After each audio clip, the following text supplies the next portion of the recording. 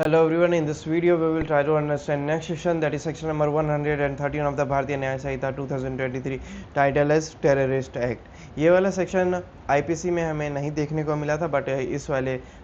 Act में add किया गया है। What it subsection 1 is trying to say, whoever does any act with the intent to threaten or likely to threaten the unity, integrity, sovereignty, security और economic security of India, कोई भी व्यक्ति ऐसा act करता है जिससे भारत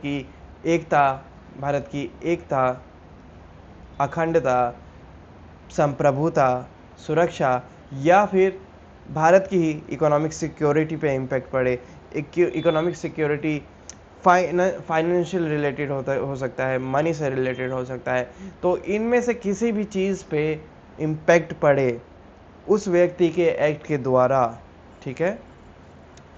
या फिर वो एक्चुअल में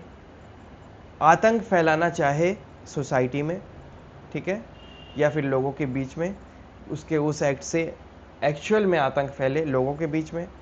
चाहे वो लोग इंडिया में हो या फिर बाहर हो, फॉरेन में हो, तो किसी भी लोग चाहे इंडिया में हो या फॉरेन में हो और उन लोगों के मन में दहशत फैलाने की कोशिश की जाए, कोई ऐसा एक्ट किया जाए जिससे उनके मन में दहशत फैले, उनके मन में आतंक का विस्तार हो और भारत की एकता, अखंडता, संप्रभुता, सुरक्षा और इकोनॉमिक सिक्योरिटी पे भी इसका इम्पैक्ट पड़े, तो ऐसी परिस्थिति में उस व्यक्ति के द्वारा किया गया एक्ट टेररिस्ट एक्ट माना जाएगा। अब इसका क्लॉज ए क्या कहता है? क्लॉज ए कहता है कि किस किस चीज़ का यूज़ करते हुए वो टेररिस्ट एक्ट को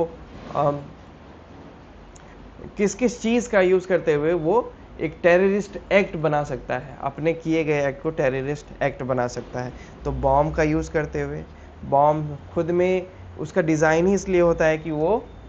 एक्सप्लोड करे, ठीक है, बॉम्ब का डिज़ाइन ही ये होता है कि एक्सप्लोड करे। और डायनामाइट हो गया, डायनामाइट का जनरल यूज़ ये है कि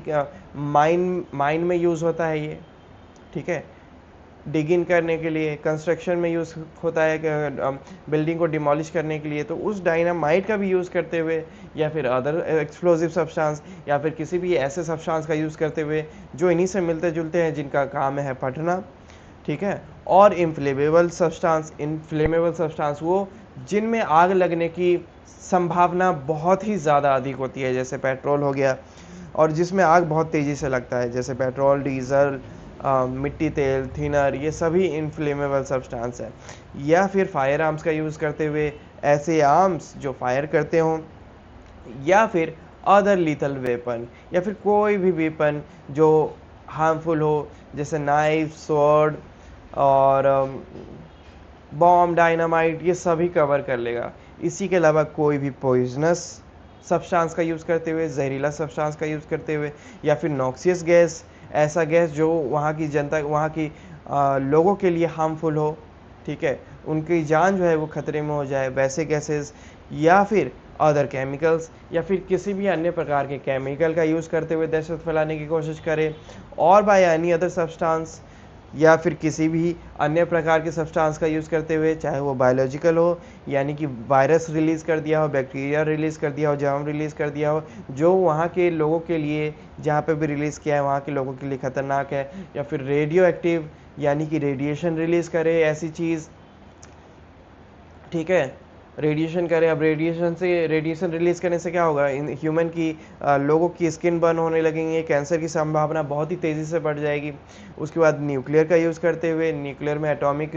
मटेरियल वो सब कवर हो जाएगा। इसके अलावा भी कुछ बचता है तो वो अदरवाइज में आ जाएगा। और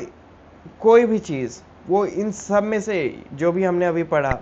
चाहे बॉम्ब हो, डायनामाइट हो, एक्सप्लोजिव सब्सटेंस हो, इनफ्लेमेबल सब्सटेंस हो, फायर आर्म्स हो, अदर लीथल वेपन हो, पॉइजनस या नॉक्सियस गैस हो, अदर केमिकल हो,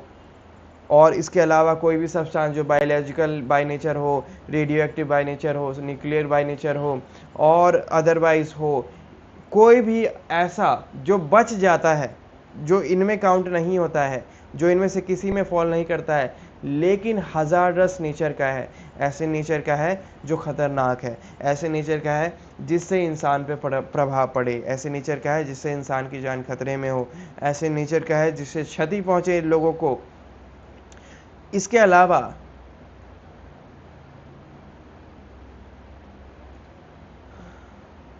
by other means of whatever nature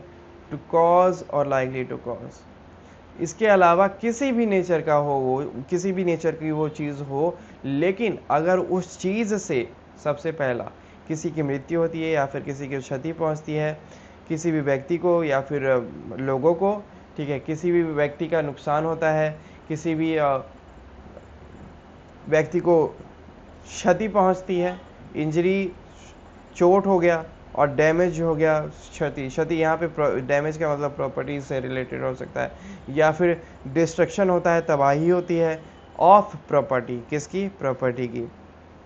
उसके बाद तीसरा कहता है डिसरप्शन ऑफ एनी सप्लाईज, रुकावट क्रिएट होती है उससे किसी भी ट्रांसपोर्टेशन में, जब गुड्स यहाँ से वहाँ जा रहे हो तो वहाँ पे डिसरप्शन, ऑफ कोर्स अगर कोई ऐसा एक्ट करता है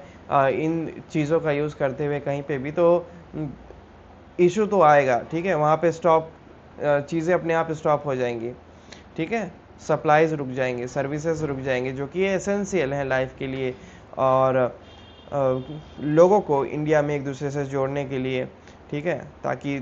लाइफ जो है इजी हो, चाहे इंडिया में या फिर इंडिया से फॉरेन जा रहा हो, फॉरेन से इंडिया आ रहा हो, तो उसमें अगर डिसरप्शन क्रिएट हो उनके उस एक्ट से,